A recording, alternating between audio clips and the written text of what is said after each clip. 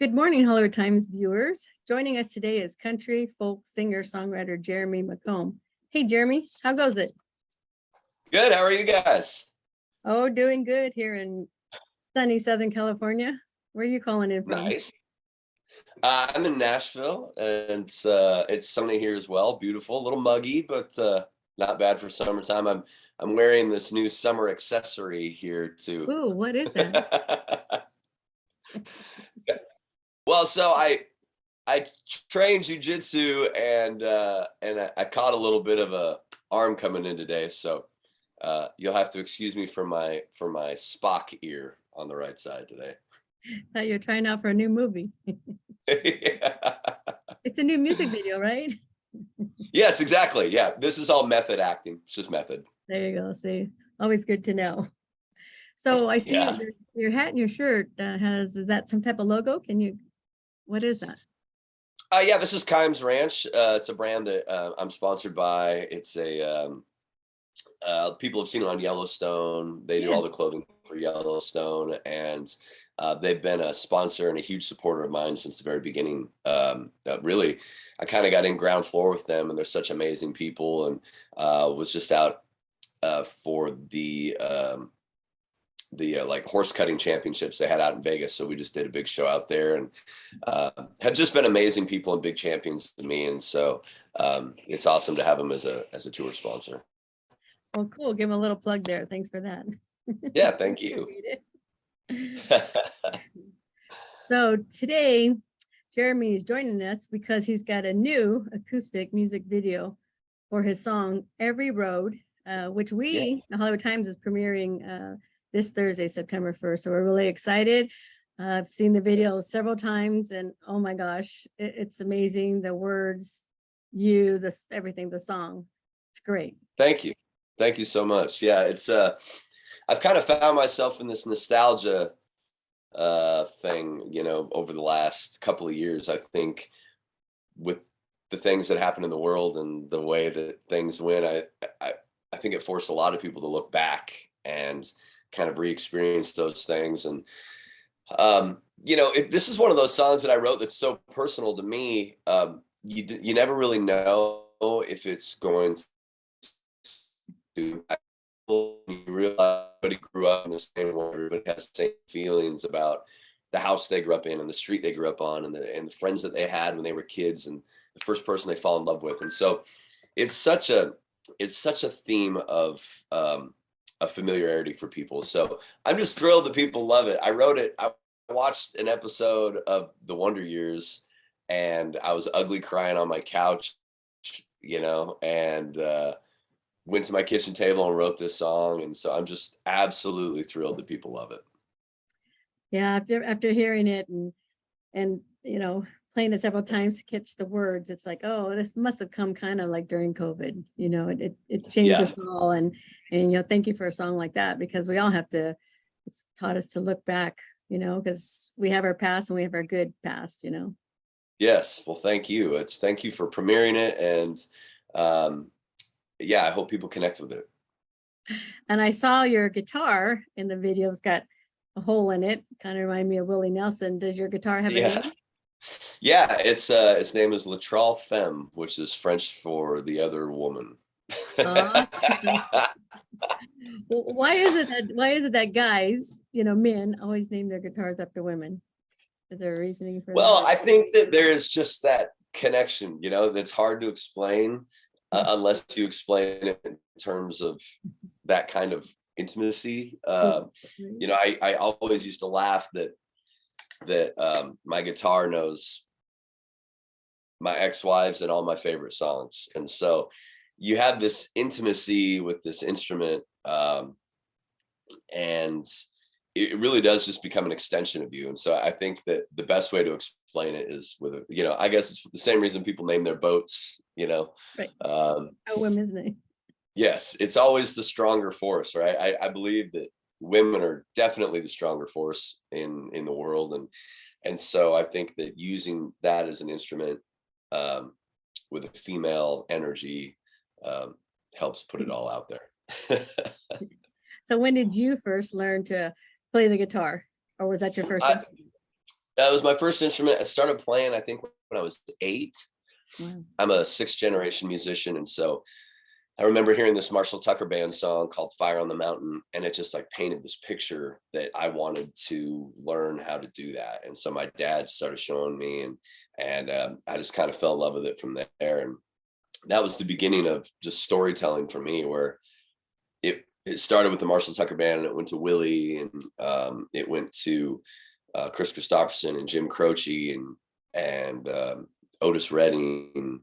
And as it progressed, it started to go towards more modern artists, where I would listen to the Marshall Tucker Band, and I would listen to Jim Croce and Elvis and Carl Perkins and Tennessee Ernie Ford. And then I would go listen to Sean Mullins and listen to Matt Nathanson and Rob Thomas and these great storytellers. And so I really was drawn to, I was never really into, the big party music, the tailgate country or whatever. Right. We're back. We had a little technical difficulties. That's the modern technology. So we're back. We were talking about his guitar and him playing and all those that inspired him.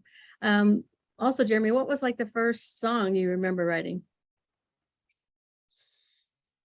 I wrote a song about the first girl that broke my heart, right? That's shocking, I'm sure. Yeah, I was a teenager, and that kind of feeling like a misfit toy and somebody that just didn't fit into the mold. That was kind of the thing that spurred it for me. And the references haven't changed.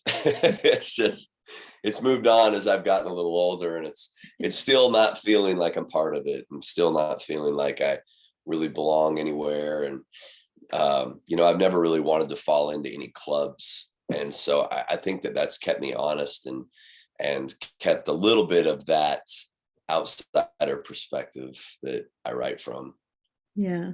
So being there in Nashville, do you play a lot around there? Do you co-write with other songwriters? What do you do there in Nashville?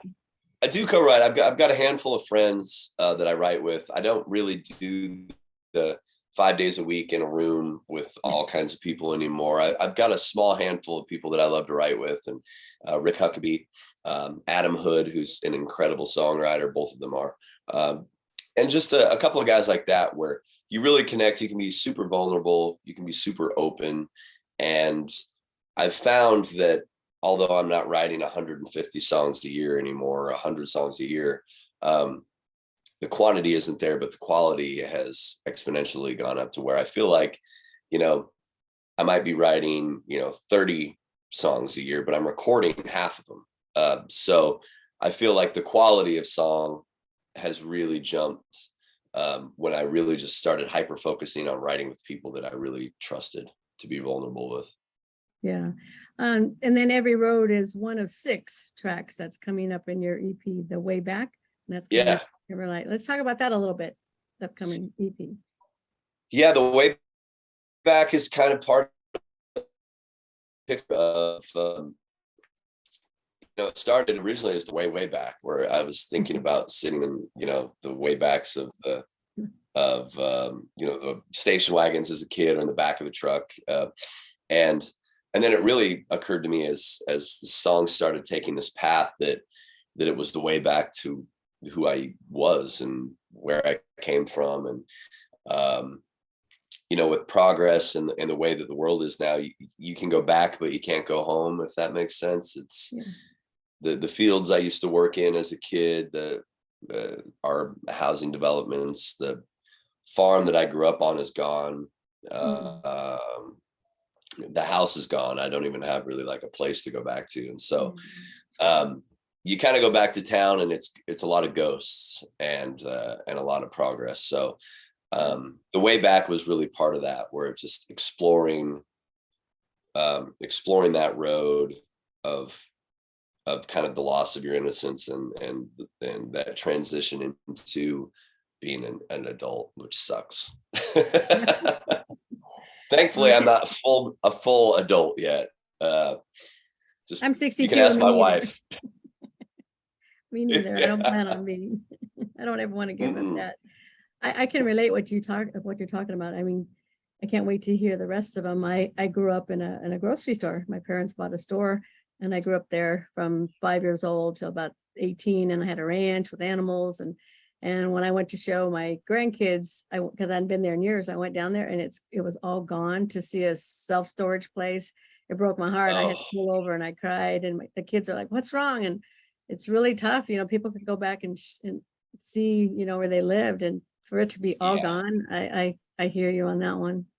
Yeah, I've got one picture of the house that I grew up in, and somebody took it. A fan of mine took it because I talked about it so much. They took the fire department ended up burning it down eventually. So it's all in disarray, and it's all kind of falling apart. And I look at it every morning, and so it's a great reminder of where you come from. And the album really is about that. Those things all exist somewhere out there. It might not be in the physical here, but it's still there. Your grocery store is still there. Yeah. And as long as it's there in your mind, it'll always be there. So. Exactly. And luckily we do have pictures and stuff, so you always have that to go back on. So let's kind of talk about your career that led you here to Nashville. It started where and when? I started in North Idaho. I'm a North Idaho kid and grew up playing at honky tonks, 6th generation musician. Started playing in a club up there, and then I was working in radio just for free, just for something to do and to try to learn this business. And ended up meeting a comedian, and we hit it off and started writing these goofy songs. Ended up going out on the road with him, and that worked out, thank God. It was Larry the Cable Guy, and I kind of started with him as he was an opener for Jeff Foxworthy, and then it blew up. And then I was writing movie soundtracks for those movies, which led to me getting a record deal and started writing songs. Moved from Texas to Nashville. I had moved to Texas in the middle there, and then moved to Nashville. I've been here, 15, 16 years now. Wow. Does songwriting come easy to you, or is it something sometimes you have to struggle? Yes and no. I think that I'm a lot more open now and vulnerable, which has made the personal stuff much easier. I think that when I was really starting in my songwriting journey, I was always trying to follow fads, or I was always trying to write what sounded like it was on the radio. And I never got personal enough. And I started to see the more personal that I got, the more connection that I had live and with records and all that. So I really focused on getting more personal. And the more personal I got, the easier the songs come out. I don't know if it's ever easy, but when you write with great songwriters and you're honing your craft constantly, I think that the process becomes more enjoyable. So I don't know if it's easier, but the process isn't as frustrating as it is enjoyable now to be able to be like, man, this is a great song. We just got to pull the shit off of it, to get to the good part, So if you're like out somewhere and you get inspiration, do you actually start writing, or do you use your phone to record to yourself for later? I do. I can show you. I just text myself. And so I just have all these, like, if I come up with something, I'll jot it down, or, it's just all like little quick, some of them are long, some of them are short, but somebody will say something and I'll just be like, oh, hold on, text myself. And that's kind of how I keep track of it. Cool. It's different with everyone. You have the older singers who like just continue to write stuff down on that napkin or something. Yeah. So I figure you've got exactly. Exactly. Do you have those napkins saved anywhere from earlier? I do. I've got a lot of old notebooks, a lot of, for a while there, I was taking books I was reading at the time, and I would open them and write it on a page. And then I'm like, shit, I can never find the pages. I can never find the ideas. And so in my phone with a Google backup, that seems to be the safest place, because I lose shit all the time. So napkins and notebooks, I tend to lose. So there you go, folks. You know what kind of gifts he needs. Notebooks. Yeah. And some ear protection, apparently. That's going to be on your Christmas list, right? Yes. So then during COVID, because we always ask, so Must have been really hard for you not to be able to go out, and gave you a chance to write. When did you first perform after that? 2021, this year? To be honest with you, I performed as much as possible through all that. I have a really hard time not doing what we do. It handcuffed a lot of shows. We lost a big fall tour we were going to be on with a big artist. We lost a lot of the theater shows and the shows that were in, big metropolis type of areas where it was like, hey, everything's shut down. So I did house shows. I played anywhere that we could, not as a disregard to safety, but more of a mental health thing for not only me, but people who also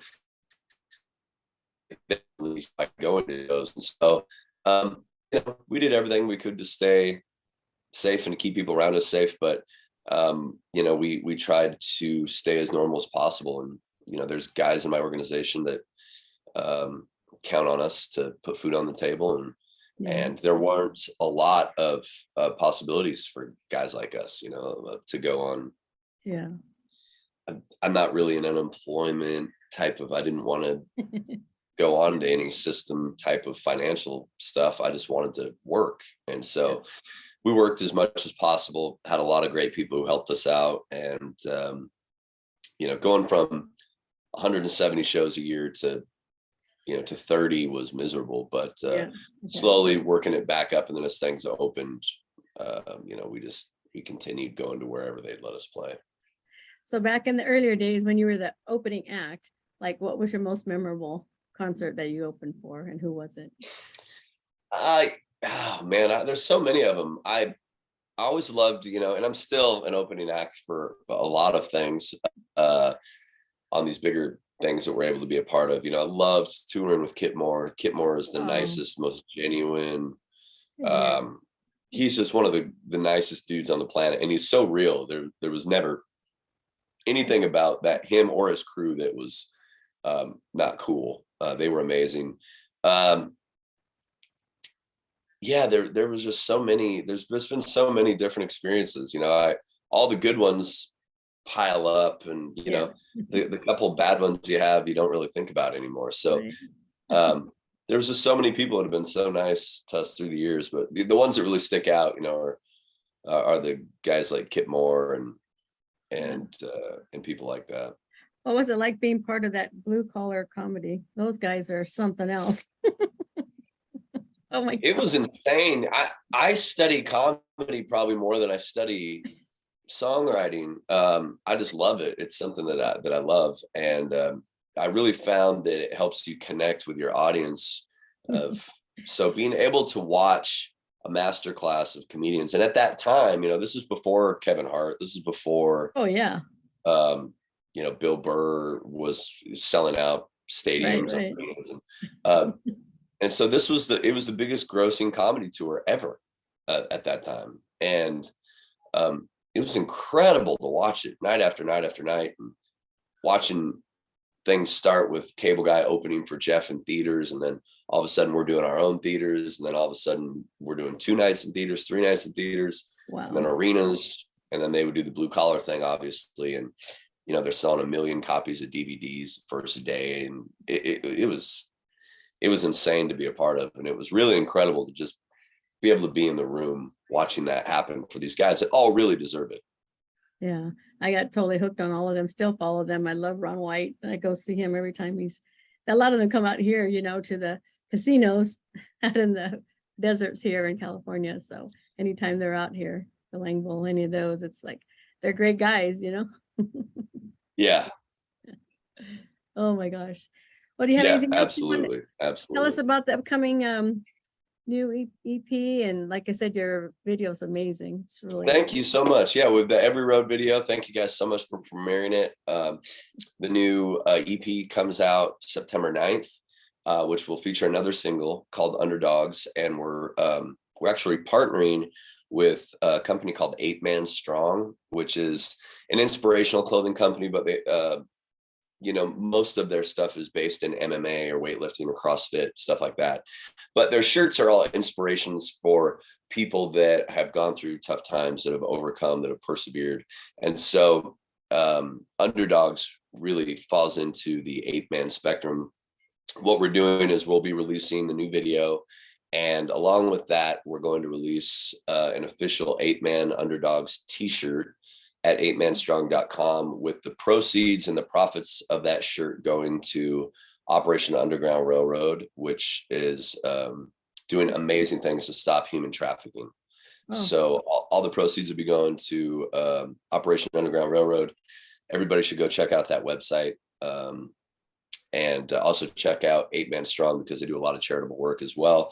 But I'm very, very thrilled to have 8Man on board to help us donate as much as we can to stop human trafficking and this kind of slavery that exists everywhere.